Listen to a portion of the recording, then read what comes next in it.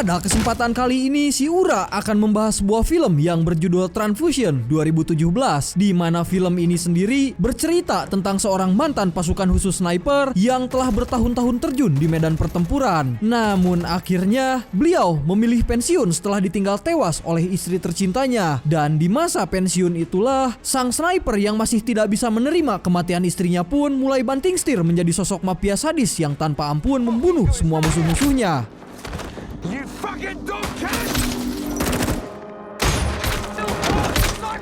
Apakah dia akan terus menjadi sosok mafia yang masih dibayang-bayangi oleh kematian istrinya, atau berubah menjadi dirinya yang lebih baik? Semua akan terjawab di alurnya.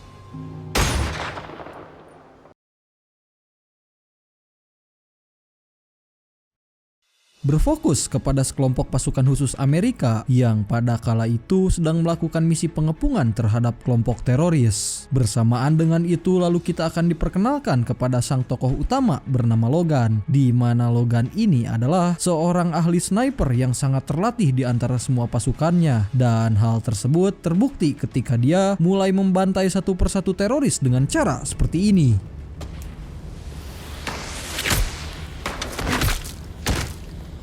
Selesai menghabisi para penjaga, kemudian Logan bersama pasukannya segera masuk ke dalam markas untuk mencari si pemimpin teroris bernama Usep Combat. Segedik informasi, Usep merupakan pemimpin teroris kejam, sadis yang sering menyiksa para penduduk lokal.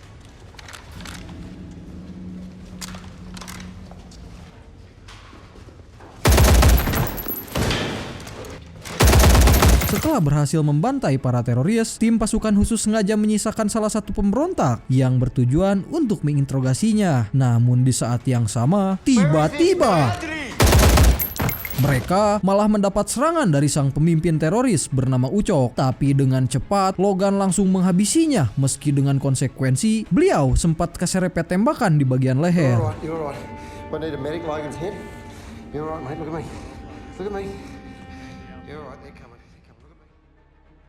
Singkat cerita, 1 bulan pun berlalu dan kita akan diperlihatkan kepada seorang bocil bernama Billy yang sedang berburu rusa bersama ayahnya, di mana ternyata ayahnya sendiri ini tak lain adalah Logan sang sniper. Karena selama 1 bulan terakhir ini Logan sengaja meliburkan diri alias mengambil cuti panjang untuk melatih anaknya agar kelak sang anak menjadi pria yang sangat tangguh. Namun dalam sesi latihan, sayangnya Billy masih terlalu takut untuk memegang senjata. Maka dari itu, Logan langsung memperlihatkan cara memegang senjata termasuk menembak hewan tepat di depan anaknya. Selesai dengan itu, Logan mulai blak-blakan memberikan motivasi agar suatu saat anaknya dapat menjadi pria kuat yang bisa melindungi dirinya sendiri dari segala bahaya. Meski ujung-ujungnya, Billy nampak belum siap mendapat pelatihan seperti itu.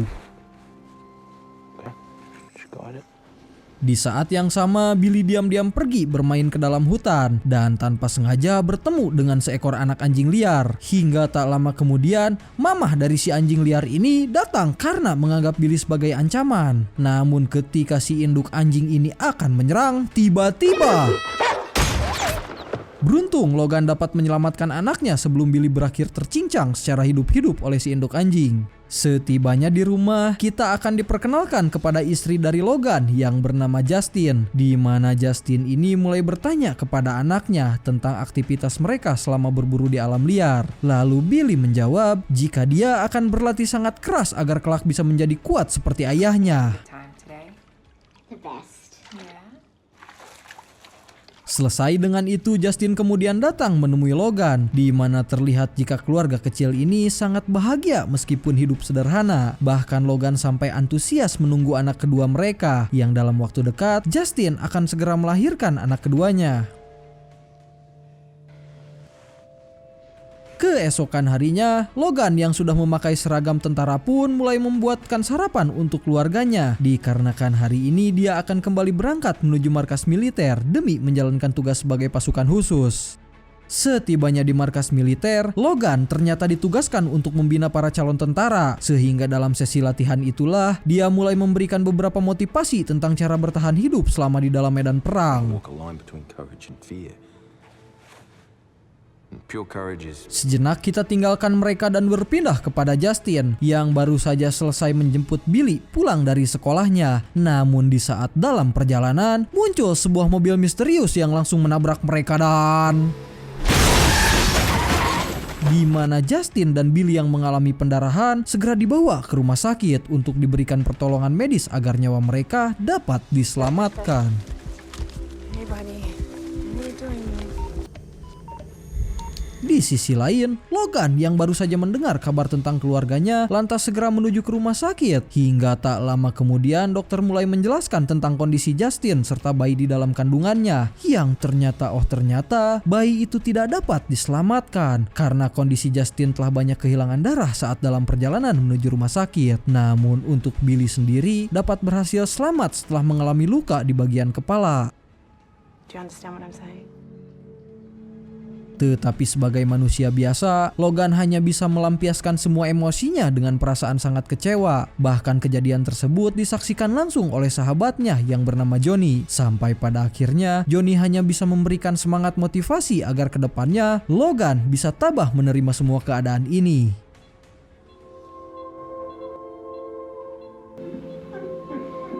Tak lama kemudian, Johnny mulai mendapat kabar dari polisi tentang sosok pelaku dari kasus tabrakan yang terjadi kepada Justin, di mana dalang di balik tabrakan tersebut merupakan seorang pemabuk yang telah menyetir secara ugal-ugalan. Maka dari itu, Johnny yang merasa prihatin terhadap sahabatnya sendiri, diam-diam mulai menculik si pemabuk dan tanpa pikir panjang langsung menghabisinya saat itu juga. Dan semua ini adalah sebagai balasan atas perbuatan yang telah pria itu lakukan.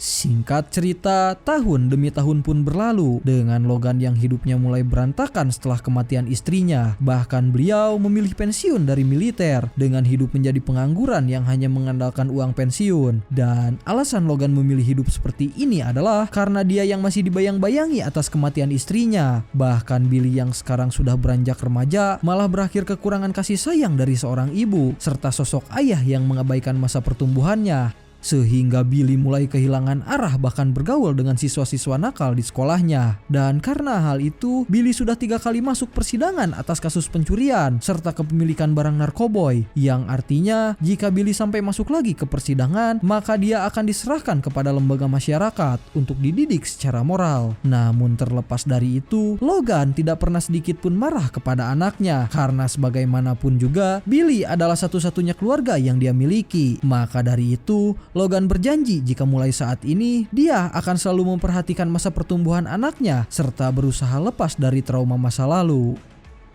Akan tetapi sayangnya masalah tidak berakhir sampai di situ, karena pada hari berikutnya Logan mulai kembali mendapatkan panggilan dari kepala sekolah dikarenakan selama beberapa bulan ini telat membayar uang SPP anaknya. Dan si kepala sekolah menjelaskan jika Logan sampai telat membayar uang SPP bulanan ini, maka otomatis Billy akan dikeluarkan dari sekolahnya. Mr. Logan. You don't want him. Pusing karena harus mencari uang, akhirnya Logan teringat kepada sahabatnya yaitu Johnny yang merupakan senior saat masih bertugas menjadi militer. Maka dari itu dia segera menemui Johnny untuk sekedar meminjam uang atau meminta pekerjaan. Dan tiba di tempat pertemuan, terlihat Logan yang tidak langsung blak-blakan meminjam uang atau meminta pekerjaan, melainkan sedikit basa-basi dengan bertanya tentang kabar setelah pensiun dari dunia militer. Kids in school. Really good. Bersamaan dengan itu, perhatian Logan tertuju setelah melihat wajah si Johnny yang terluka seperti terkena ledakan granat. Dan Johnny menjelaskan jika luka ini didapat saat berperang di negara Irak 3 tahun yang lalu. Dan setelah itu, dia menjelaskan jika dirinya sudah lama keluar dari militer dengan berlatih profesi sebagai mafia pengedar senjata ilegal serta berbisnis narkoboy. I can think about it. Hingga di sana Johnny blak-blakan mengajak Logan bergabung dengan kelompok mafia, mengingat kemampuannya sebagai mantan sniper yang akan sangat dibutuhkan dalam dunia kriminal. Akan tetapi Logan tidak mau melakukan pekerjaan kotor dan dia memilih untuk tidak mengambil pekerjaan sebagai mafia. Di keesokan harinya terlihat Logan yang bekerja sebagai sales minuman yang menawarkan produk-produk lokal ke berbagai toko. Di mana pada hari pertama bekerja, dia datang ke salah satu minimarket untuk mencoba menawarkan produk kepada si pemilik toko. Tetapi dikarenakan banget si Logan seperti vokalis band metal, membuat si pemilik toko pun langsung mengusirnya karena dia tak percaya jika Logan adalah seorang sales minuman. I'll leave you with this. Thank you for your time. Mendengar hinaan dari si pemilik toko, lantas membuat Logan pun mulai tersinggung dan segera kembali datang ke minimarket sambil mengancam si pemilik toko jika sekali lagi dia berbuat seperti itu, maka tidak akan segan-segan Logan akan langsung menghabisinya. Namun karena perbuatan bodoh tersebut, atasannya marah dan memecat Logan saat itu juga. Like I was. Not after I've just warned you, I'll end up without a job. Yeah. Tiba ke rumah, di sana terlihat Johnny yang ternyata sedang menunggu kedatangannya, dan alasan Johnny datang ke rumahnya adalah untuk menawarkan pekerjaan sampingan, sehingga Logan yang sudah muak bekerja serabutan akhirnya mau menerima pekerjaan kotor yang ditawarkan Johnny. Tepat di malam harinya, Logan yang telah lama vakum di dunia baku tembak pun mulai kembali beraksi menjalankan misi pertamanya dengan menyelinap masuk ke salah satu apartemen. Karena ternyata pekerjaannya yang dimaksud adalah merampok uang milik si bos mafia yang menurut si Johnny uang tersebut berjumlah ribuan dolar. Setelah berhasil menyelinap masuk ke dalam apartemen, mereka segera menghabisi para mafia dan lanjut menyiksa salah seorang anggota agar mau membocorkan kode akses membuka berangkas. Yang setelah kode berhasil didapat, mereka bergegas mengambil semua uang yang ada di sana dan segera pergi meninggalkan apartemen sebelum antek-antek mafia lain datang ke tempat ini. Bring him in. Namun ketika akan pergi meninggalkan apartemen, ternyata di salah satu kamar ada seorang bocil yang diam-diam telah memberikan kabar kepada ayahnya. Karena bocil tersebut tidak lain adalah anak dari si bos mafia, sehingga Johnny yang tidak mau identitasnya sampai terbongkar pun terpaksa harus menghabisi si bocil saat itu juga. Setelah aksinya selesai, Logan lantas bertanya terkait si Johnny yang kenapa tega menghabisi seorang bocil. Dan Johnny menjawab jika hal tersebut adalah di luar kendalinya karena si bocil yang telah mengetahui identitasnya. Meski pada saat itu dia telah menyamar dengan memakai topeng. Namun terlepas dari itu, Johnny sangat berterima kasih karena Logan mau membantunya dalam misi ini. Sekembalinya ke rumah, terlihat Logan yang mulai kembali dibayang-bayangi oleh mendiang istrinya. Seakan-akan sang istri masih menemaninya sampai sekarang. Sejenak kita tinggalkan mereka dan berpindah kepada Billy yang mulai bergabung ke dalam circle bocil-bocil pecandu narkoboy. Di mana pada saat itu Billy sempat mendapatkan ejekan karena menolak untuk menghisap rokok lintingan. Akan tetapi Billy langsung blak-blakan jika dia bukanlah seorang pengecut seperti apa yang mereka katakan. Karena alasan Billy menolak menghisap narkoboy adalah karena dia tidak mau sampai berakhir di persidangan yang keempat kalinya. Mendengar hal itu lantas membuat salah satu temannya yang bernama Ucup langsung terkaget-kaget setelah tahu jika Billy ternyata lebih nakal daripada mereka. Maka dari itu dia mulai mengajak Billy agar ikut ke acara pesta yang diadakan di rumahnya. Berpindah kepada Johnny yang kembali datang menemui Logan untuk meminta pertolongan setelah dicurigai oleh antek-antek mafia sebagai dalang di balik pencurian. Di mana Johnny meminta Logan agar mengawasi sebagai bantuan sniper jika dalam pertemuan nanti terjadi hal yang tidak diinginkan. Beef rocket, am I? Malam harinya, Logan mulai kembali mempersiapkan sniper hingga untuk pertama kalinya setelah bertahun-tahun dia akan menggunakan senjata tersebut. Bersamaan dengan itu, Billy datang meminta izin untuk pergi ke acara pesta yang akan diadakan di rumah teman-temannya. Dan Logan yang selama ini tidak pernah mengekang sang anak mulai mengizinkannya pergi, tetapi dengan satu syarat agar Billy jangan kembali membuat kekacauan seperti dulu. Where? Singkat cerita, setibanya di dekat markas mafia, terlihat Logan yang segera mengawasi Johnny di saat sedang diinterogasi oleh antek-antek mafia. Di mana selama sesi interogasi itulah, Johnny langsung mengelak semua tuduhan dan berusaha meyakinkan mereka jika dia bukan orang di balik perampokan. Karena tak punya cukup bukti untuk menuduh si Johnny, akhirnya para mafia pun mulai membiarkannya pergi. I didn't go into your fucking apartment. Kembali kepada Billy yang mulai menikmati pesta dengan minum ciu betot bersama para ciwi-ciwi teman sekolahnya. Dan tak lama kemudian si Ucup mengajak teman-temannya mengendarai mobil milik ayahnya dan meminta Billy agar mengendarai mobil tersebut. Akan tetapi karena masih dalam pengaruh ciu betot, Billy yang menyetir malah membawa mobil tersebut secara ugal-ugalan. Berpindah kepada Logan yang mendapatkan panggilan telepon dikarenakan Billy baru saja mengalami kecelakaan di dalam mobil. Dan sesampainya di sana, Logan terlihat sangat kecewa karena anaknya yang lagi-lagi malah membuat ulah, di mana hal tersebut pasti akan menjadi masalah besar karena ayah si Ucup kemungkinan akan meminta ganti rugi kepada mereka. We were just passengers. Dad's fucking gonna kill me. Di keesokan harinya, Logan kemudian datang ke rumah si Ucup dengan niat untuk bertanggung jawab atas kerusakan mobilnya. Namun ayah si Ucup yang kita sebut saja bernama Michael ini malah mengancam akan melaporkan Billy ke polisi jika Logan sampai menolak membayar uang ganti rugi sebesar 2 kali lipat dari harga mobil. Dan Michael sengaja menjadikan masalah ini untuk memeras serta mendapatkan banyak uang darinya. So, where's my car? Namun tanpa dia sadari, jika orang yang sedang dia peras adalah mantan veteran militer yang sangat ahli dalam bidang sniper. Bahkan jika sampai Logan membalas perbuatannya, maka Michael kemungkinan akan dalam bahaya. My son hanging around with trouble. Just give me a couple of days. Sepulangnya dari tempat si bongsang Michael, di sana Logan kembali ditemui oleh si Johnny yang belak-belakan jika dia membutuhkan lagi bantuan Logan dikarenakan kelompok mafia yang masih saja mengawasi setiap aktivitasnya. Sehingga tepat di malam harinya di saat para mafia mengajak Johnny bertemu, Logan diam-diam mulai mengamati area di sekitar bukit sambil mencari posisi yang tepat untuk mengawasi Johnny selama melakukan pertemuan.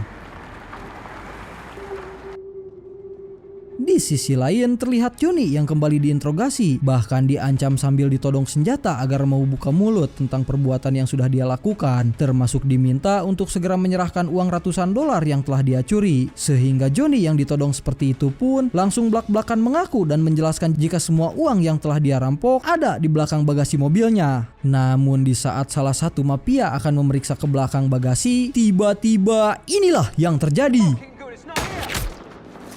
You fucking dogcat!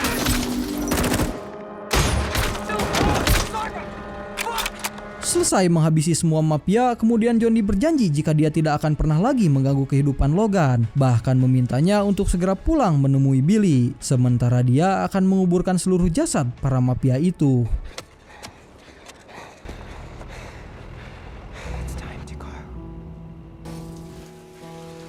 Singkat cerita, kini tinggal permasalahan dengan si Michael yang harus segera diselesaikan, di mana Logan secara diam-diam pergi menemui si bongsang Michael sambil memberikan uang ganti rugi sesuai harga mobil yang telah dihancurkan anaknya. Dan jika Michael sampai mempermasalahkan hal ini lagi, maka Logan tidak akan segan-segan membantai seluruh keluarganya. Stops. Now. Film kemudian berpindah kepada Johnny yang ternyata selama ini mengalami depresi dan terus mengingat peristiwa saat masih bertugas di Timur Tengah. Bahkan depresinya malah semakin menjadi-jadi dan mengamuk seedan-edannya karena menganggap orang-orang di sekitar adalah kelompok teroris Taliban. Di saat yang sama, salah seorang anggota mafia datang untuk menuntut balas. Namun beruntung, Johnny dapat berhasil membunuhnya.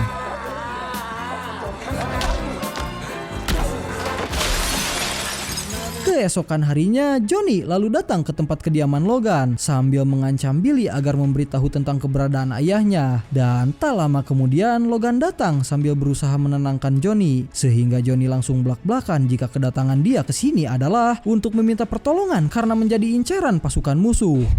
You came to me for money. Shit! I never asked you to do that! I'm sorry, brother. Akan tetapi, fakta yang sebenarnya adalah dia telah mengalami penyakit kejiwaan alias PTSD atau bisa disebut Post Traumatic Stress Disorder. Dan ketika Logan berusaha membuat si Johnny tenang, tiba-tiba dia malah diserang oleh si bongsang hingga terjadilah baku hantam di antara mereka.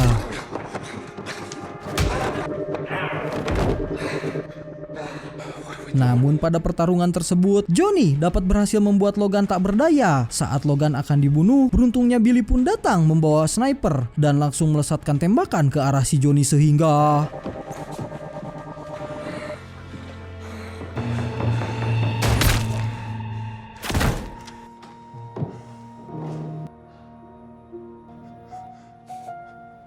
si Singkat cerita, setelah semua kejadian itu, kini Logan dan Billy mulai mencoba menghilangkan semua traumanya di masa lalu dengan berlibur layaknya ayah dan anak. Bahkan pada liburan kali ini, Logan berjanji akan memperbaiki semuanya karena satu-satunya hal yang dia inginkan adalah melindungi Billy dari apapun yang terjadi. Dan film kemudian ditutup dengan memperlihatkan kepada Logan yang kembali mengajari anaknya untuk menyetir seperti yang pernah dia lakukan saat Billy masih bocil. Tamat ending yang sangat-sangat membedulkan.